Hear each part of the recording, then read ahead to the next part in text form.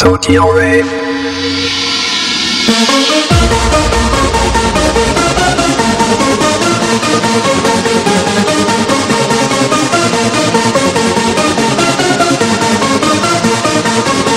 But I ain't no another night, another dream, but always you. Is that your vision of love that seems to be true? Another night, another dream, but always you.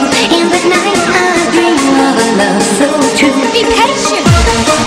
Be patient. Be patient. Be patient.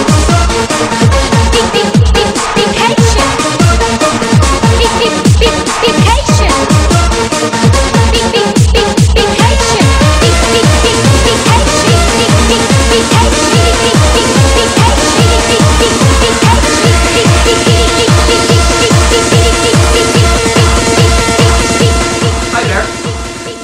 Today I want to talk about a newly released Gyaru magazine. The magazine was released on the 17th of May, so that was this Tuesday, and the magazine is called Glia, or Glia in Japanese, and it is a so-called One magazine. And One is, of course, you know, a bigger sister in Japanese. It's also related to the One gyaru, so pretty much the older gyaru. And it's the same difference, or the same principle as, you know, the One magazine of Pop Teen, which is Pop Sister. So you have Pop Teen for the younger generation, and you have Pop Sister for the older generation. And you have that with Egg as well now. So for the younger people you have Egg now, and for the older girls you have Glia. And why they did it, I don't know why. Maybe because, you know, Egg is still very popular. Maybe they wanted to, you know, broaden their audience. Because Egg actually did have some kind of childish vibe hanging around it. For example, if you would pick up a flyer from many of the dance clubs in Tokyo, you know, like Club Adam or Club Camelot, they would sometimes interview guests and ask what kind of magazines, you know, they like the most. And Egg was never mentioned one. Obviously because, you know, those girls, you know, are a little bit older, because you have to be 20 to go out in Japan. So in theory, this magazine is for older gyaru, but when comparing it to a regular Egg, I do say that the age difference is not that big. You have girls here, you know, they have the street snaps, they have that in Glia as well, and those girls, their age differs, you know, from 18 or 19 years old to till 25, 26, that kind of age. And that doesn't really differ that much with the Egg magazine. You know, they have you know, teenagers as well in this magazine. The only difference is that their style is a little bit more toned down, and, you know, a little bit less extreme, you know, a little less colorful. And you can see that also in the whole design of the magazine. You know, and also with the models themselves, you know, they and their whole style is less extreme. It's pretty fun that actually you see that, you know, people think of childish when, you know, clothing is very colorful. Like I said, it's an One magazine of Egg, so that means you also have some familiar models in this magazine. Like you have Romihi on the cover, who looks very different, but very gorgeous in my opinion. You have Yumachi, you have Aina, which is fun because I had noticed that Aina didn't really, wasn't really that much active in Egg as of late. So I thought maybe she quit modeling, but she's still, you know, very active. One of the main things that comes to mind when looking at the magazine is, because I was talking about that, you know, the style is all toned down a little bit, less extreme. So you will probably have, you know, people, you know, not only here in the West but also in Japan, who will probably whine about, you know, it becomes even more less extreme and, you know, even more toned down and blah blah blah. And pretty much this magazine says fuck you to those people because they have big written on here, no rule.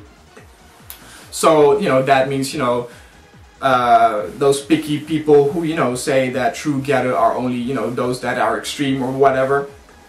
You know, there are no rules, so, you know, do whatever you want with the gyaru style, you know, don't be influenced by people who say that there are all sorts of rules. And it also shows with the style of the models in this magazine. You know, you have a lot of familiar models, but their style is very different from what we're used to, which is actually pretty fun. It's nice to see, you know, those familiar faces with, you know, a whole different style.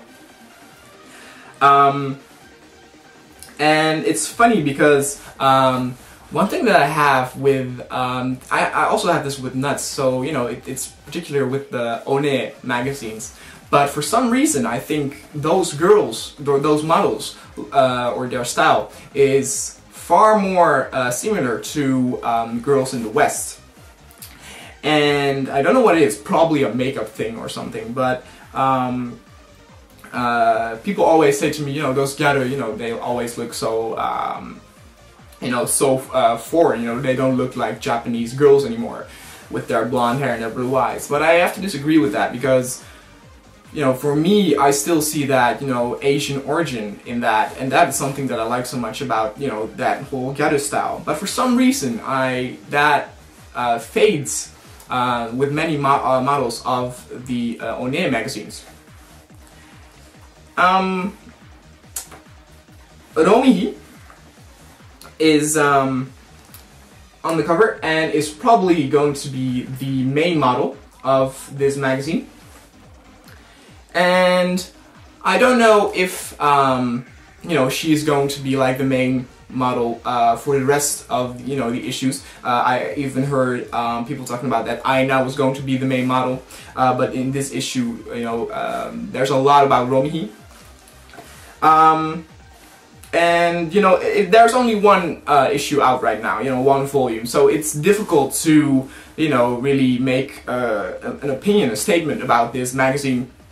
So, you know, I have to, you know, see a bit more of this, and, you know, let's see where this whole magazine is going, and if this has any influence on the whole, you know, gyaru community around the world. You can even, before I finish, you can even see it at the whole style, the page where they talk about good-looking guys. You know, usually there are, you know, guys with, you know, they're good-looking, but they have, you know, some extreme style. And this is fairly toned down. You know, a nice guy with a nice suit. You know, good taken care of, but, you know, not that extreme as in the Egg magazines. Also a little bit older. So yeah, there's a new magazine out there, worth checking out, Glia, and I will see you guys next time. See ya.